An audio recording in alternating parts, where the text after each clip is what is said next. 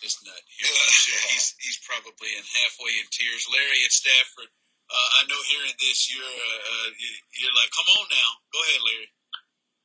Well, before I get into his show, Clint, congratulations on that precious gift that you've been given with your beautiful wife. I'm going to need Miss Lauren to text me her sleeping schedule so I don't scare her when I light in the show ads, because I'm about to really ramp things up, and I don't want to scare the little beautiful baby. Just let her know that if I get too loud, all you got to do is let me know when I I'll shut it down. You got it, baby. I appreciate that, man. Hey, Clint, it's always, baby. Now, let's talk about that damn 90-10, damn it. Clint, you might as well get on to 50-50 at least.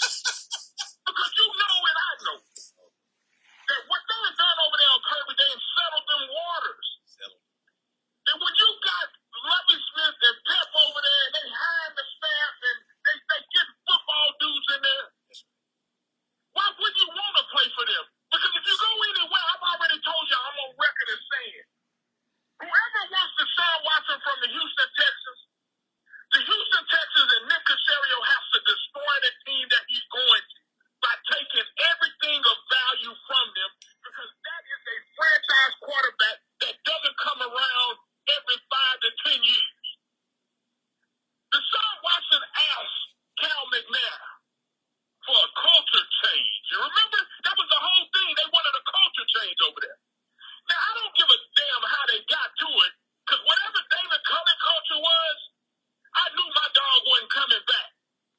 And so they almost damn near flipped it over on us for real when they were silly enough to even consider hiring Johnson down, because I was going to help my dog practice get the hell away from that buffoonery. But now we got a Super Bowl coach.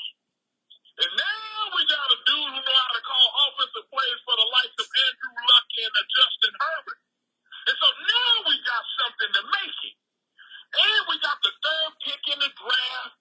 Then we can go out there and sign Dalton Schultz from the Cowboys and Zach Ertz for the other tight ends position to go with Bevan Jordan. Yeah, dream. Then we can go get Mike Williams or get Odell Beckham on a free agent contract now because his knee hurt. That's right.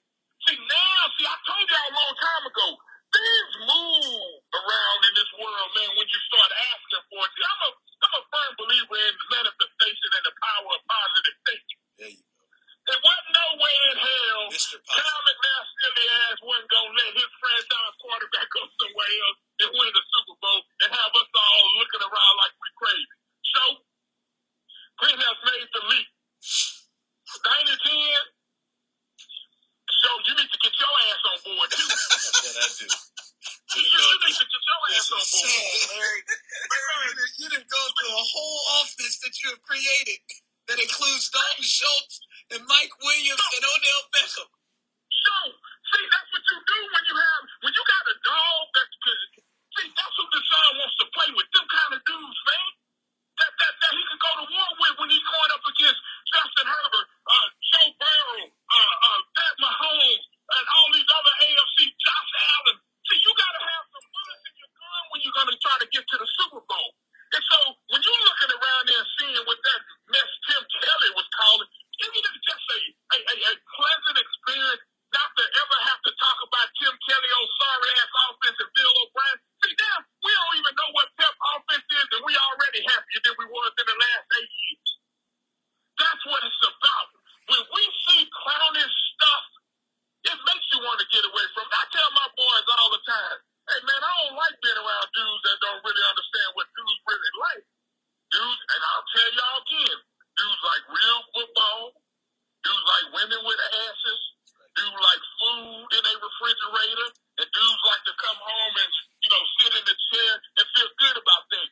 That's what Deshaun Watson was asking for. And that's what they finally got around to getting to us, and now there's hope. And when there's hope, that 90-10 going to flip the other way, and it's going to be 100-100 Clint and all. That's Larry. Oh, Lord, Larry. Look what he's done. I mean, like Larry goes through all of that and conveniently leaves out the fact that the whole reason why Deshaun kicked off the I don't want to be here anymore, they're all three sitting